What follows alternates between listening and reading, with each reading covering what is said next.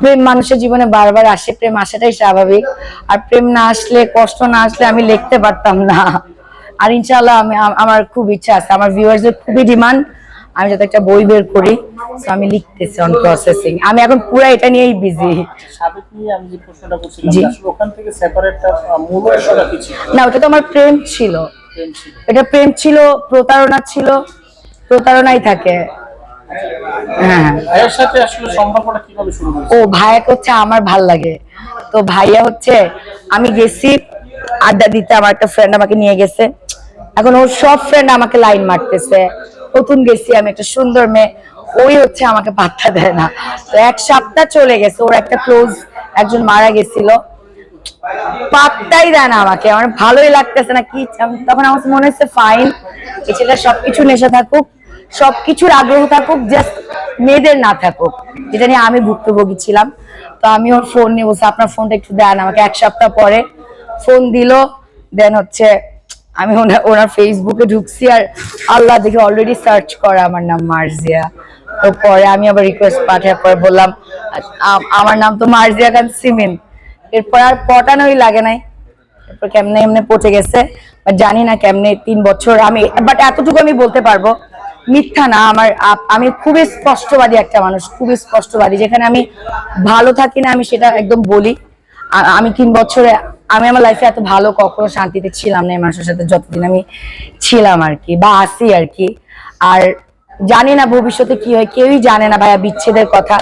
তাই বলেই না যে আমাকে আসলে ও ভালোবাসে নাই বা বাসে না। যতদিন আছে আমিও ভালোবাসি, যতদিন আছে ও আমাকে ভালোবাসবে আমি আশা করি। আমার মনে হয় যে আমি অতটুকু এফোর্ট দেই।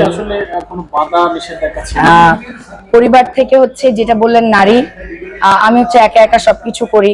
10 বছর আমি টানা হিসাব করছি, আমার এসএসসির পর থেকে এই পর্যন্ত এমন একটা মাস যায় নাই যে মাসে আমার চিন্তা করতে হয় না আমার বাসায় আমার ইনকামের জন্য দিতে হবে। টিউশন হোক, ক্যাটারিং হোক, ব্লগিং হোক, কেক বানানো হোক, যে কোনো ভাবেই হোক আমার দিতে হয়েছে এই 10 বছরে। এখন ওর ফ্যামিলি আসলে আমাকে ওর বোনদের সাথে তুলনা করলে হয় না আসলে। এবং আমার আম্মু আমার গার্ডিয়ান। এখন ওরা এক্সপেক্ট করলে হবে না আমার অন্য কোনো গার্ডিয়ান আর থাকতে পারে। সো এটা আর হয়ে ওঠে না। আর আমার কাজ হয়তো ওর ফ্যামিলির পছন্দ ছিল না, এটাতে আমার বলতে সমস্যা নাই, আকিব এটা জানে। বাট আমি অনেক চেষ্টা করছি, হয়তো ওরা যদি এটা দেখে ওরা জানবে আমি অনেক চেষ্টা করছি। আমি সবসময় বাবার একদম একটা কমতি আমি সবসময় ফিল করছি।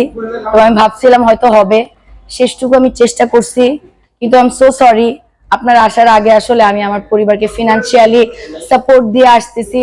আমি চাইলেও আমার কাজ ছাড়তে পারবো না। আর আমি এমন কোনো কাজ করি না যে কারো মান সম্মান হানি হবে। আর আমি যতটুকু জানি আকিবের পরিবার একদমই পর্দা করে না, যেটা এখন আমি করি। আমি বলি আমি ওকে বেটার বানাইছি, ওমরা করে আসছি আমরা বিয়ের পর প্রথম দেশের বাইরে গিয়ে আমরা ওমরা করে আসছি আমার মা আর বোন সহ। তো আপনারা যে আকিব দিচ্ছেন এর থেকে বেটার আকিব আমি বানাই দিচ্ছি।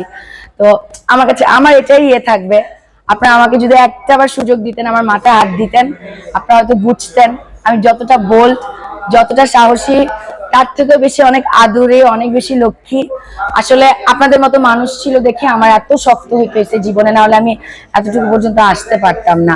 আমি আশা করব কোনো একদিন হয়তো ডাকবেন আমাকে আদর করার জন্য আপনারা। এই তো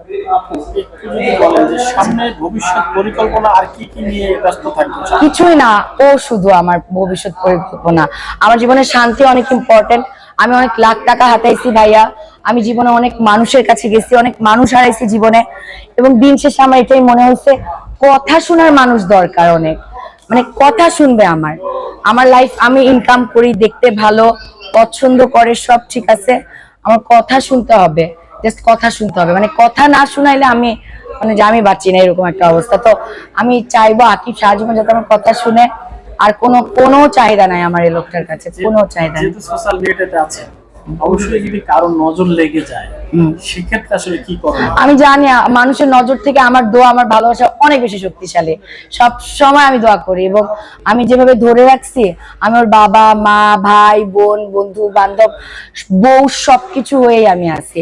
আর ও যদি এরপর আমার কাছ থেকে নজর বললাম না আমার দোয়া অনেক শক্তিশালী, একটু কি জানি অনেক শক্তিশালী আমার দোয়া, এই জন্যই তো আমার সাথে আছে। এত বাধা বিপত্তির পর ভাইয়া কি বলেন। আমরা বলি সোশ্যাল মিডিয়া বলুক, অন্য মিডিয়া বলুক, যেটাই বলুক, মিডিয়া আসলে অনেক একটু পরিবর্তন হয়। আসলে আপনার হ্যাঁ, কোনো পরিবর্তন হয়েছে কি না? আমার সারাটা ফেসবুক খালি আকিব আর আকিব, আকিব আর আকিব। আমার লেখা আকিব, আমার ভিডিও আকিব, আমার সংসার, আমার সংসার আমার অনেক প্রিয়, ডাকছি আমার সংসার অনেক প্রিয়।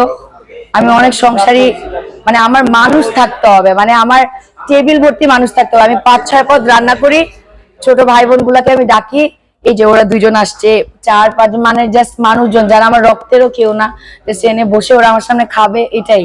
ইভেন পরশুদিন আমার নানার মৃত্যুবার্ষিকী গেছে, আমার মন খারাপ, আমি 40 জনের জন্য রান্না করে খাওয়াইছি, আমি ওরা খাইছে দেখছে, এটাই আমার ভালো লাগে আর কি। এটাই এটাই আমি চাই, শান্তি। আমি চাই আমার চোখের সামনে আমার আপন মানুষ, চোখ ভর্তি মানুষ আমার কথা শুনতেছে, আমার ভ্যালু দিতেছে, আমাকে আদর করতেছে, আমার কথা বিশ্বাস করতেছে, আমার গ্রহণযোগ্যতা আছে, দ্যাটস ইট। এবং আমার যে রাগ, আমার যে থাকে না, আমি আমি অনেক রাগী, কারণ বলছি না যে আসলে এতটুকু পর্যন্ত না আসলে হইতো না, এতটুকু রাগ।